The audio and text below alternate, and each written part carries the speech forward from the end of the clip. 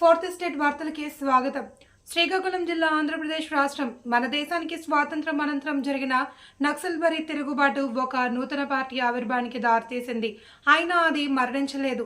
ఈ మొత్తం క్రమంలో అమరులైన అందరికీ పేరు పేరున జోహార్లు అర్పిస్తున్నాం. ఈ జిల్లాలో మే 27 తొలి బూటకపు ఎన్కౌంటర్లో అమరులైన కామ్రేడ్ పంచాది కృష్ణమూర్తితో పాటుగా 7 కామ్రేడ్స్ అమరులైన రోజును అమరుల సంస్మరణ సభగా జరుపుకుంటున్నాం.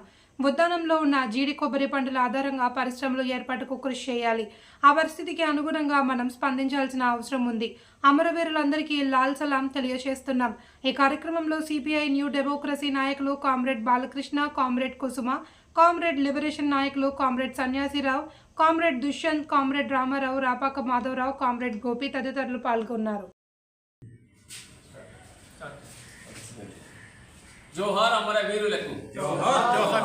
మిత్రులారా, బొడ్డపాడులో జరుగుతున్న మే 27 సభ, అది పంచాది కృష్ణమూర్తి ఎన్కౌంటర్, అలాగే కామ్రేడ్ పంచాయతీతో పాటు మరొక 6 యువ కామ్రేడ్స్. ఇది చారిత్రాత్మకంగా మనం గుర్తించుకోవాల్సినటువంటి అంశం. ఎందుకంటే వసంతకాల మేఘగర్జన తరువాత దేశంలో మితవాదానికి, రివిజనిజానికి వ్యతిరేకంగా విప్లవవాదంగా 1969 ఏప్రిల్ 22న సిపిఐఎంఎల్ జన్మించింది. అది షహీద్ మినార్, కలకత్తా నగరంలో. ఆ క్షణం కొద్ది రోజుల తర్వాతే 69 మే 27న మొదటి ఎన్కౌంటర్. ఒక రకంగా చెప్పాలంటే నక్సలైట్ ఉద్యమానికి, సిపిఐఎంఎల్ పార్టీకి మొదటి ఎన్కౌంటర్గా ఇది చెప్పుకోవచ్చు.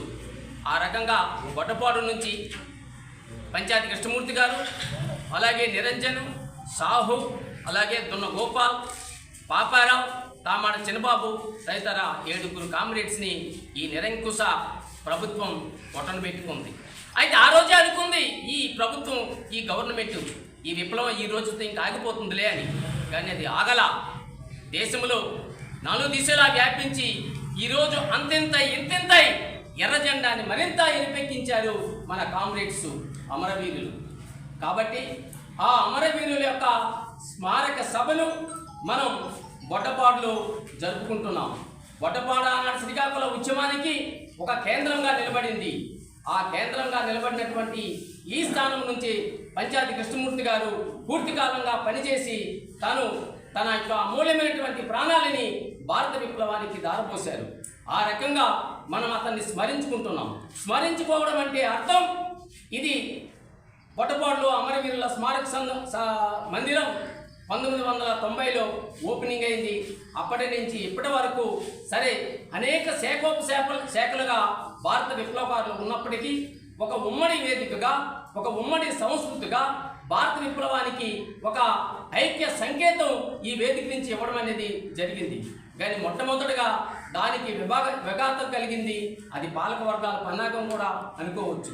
అయితే కామ్రేడ్స్ మిత్రులారా, ఈరోజు దేశంలో చాలా భయంకరమైనటువంటి పరిస్థితులు నెలకొని ఉన్నాయి.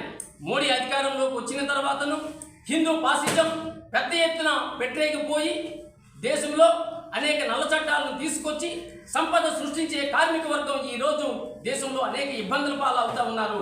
మరొక వైపు ఫాసిజం పెట్టేగి ఏదైతే మన దేశంలో మినుకుగా ఉన్నటువంటి రాజ్యాంగం, ప్రజాస్వామ్య హక్కులు ఈరోజు పూర్తిగా లేకుండా చేయడానికి మోడీ ప్రభుత్వం తను నిర్ణయించుకుంది.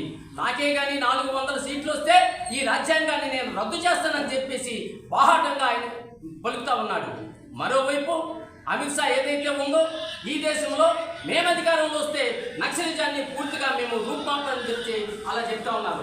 అలా చెప్తూనే రోజు పదుల సంఖ్యలో ఈరోజు ఛత్తీస్గఢ్లో పెద్ద ఎత్తున ఎన్కౌంటర్లు జరుగుతూ ఉన్నాయి. కాబట్టి ఇది కాదు, వాస్తవంగా ప్రజాస్వామ్యాన్ని కాపాడాలి, రాజ్యాంగాన్ని రక్షించుకోవాలి, ఫాసిజానికి వ్యతిరేకంగా మనం పోరాడాలి.